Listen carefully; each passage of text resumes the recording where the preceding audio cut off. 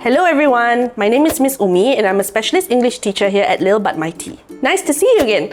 Today I'm here to talk to you about writing. Now, if you're anything like me and you love writing, I am very sure that you want your readers to love your stories. But apart from creating an interesting problem or adding a hook to our introduction, how else can we get our reader to be super invested in our story and want to continue reading all the way to the end?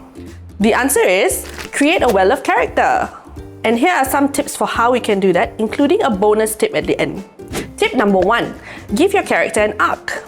A character arc is the change in our character's attitude or behavior. Usually, our character starts out as one type of person. For example, an unfriendly person, and is transformed into a significantly different type of person by the end.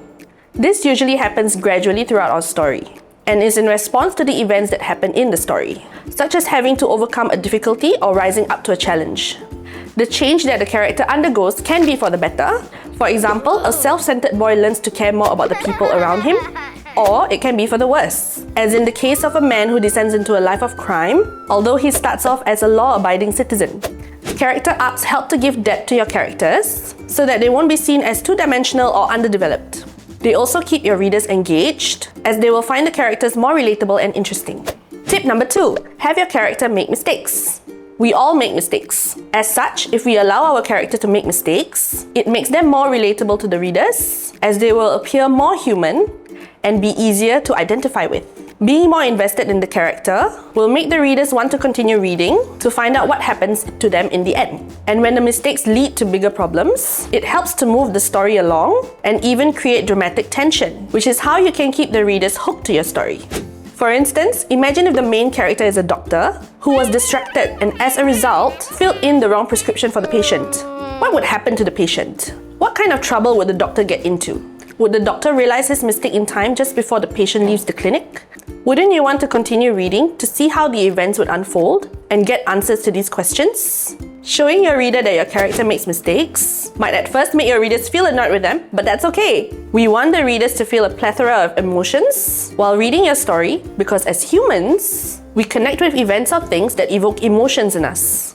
Tip number 3, give your character a problem they can't solve at first. Everyone has problems, this is nothing new. And we can't always solve our problem at the first try. Just like having our character make mistakes, showing our character initially failing to solve their problem can be relatable to a lot of us.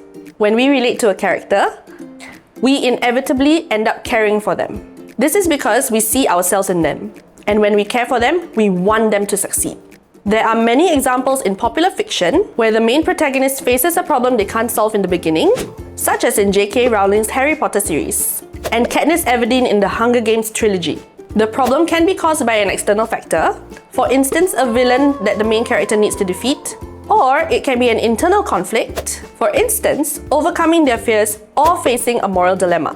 When these main characters can't solve their problems at first, it allows for a process of self-discovery and growth, which makes them more compelling to readers. Which leads me to tip number 4, have your character persevere through their struggle. Your character might be feeling down at this point after their initial failure. As humans, it is only natural to struggle and feel down, especially when we fail, despite trying so hard to make something work. However, what's more important is how we persevere through this struggle.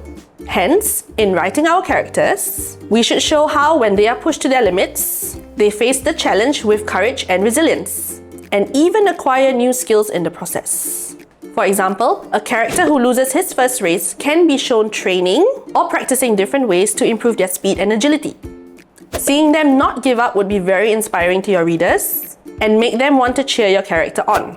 Bonus tip number 5, the journey is more important than the outcome. It's always nice to see a happy ending, but in real life, we may not be able to succeed in every single thing we set out to do.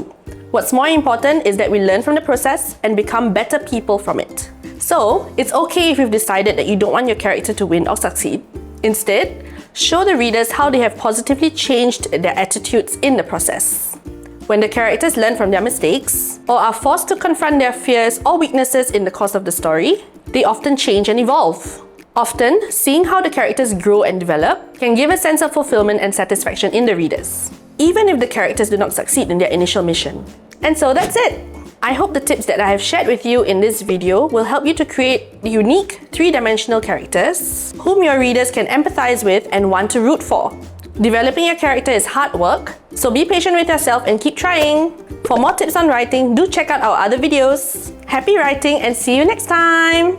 If you've been enjoying our content, do remember to like and subscribe!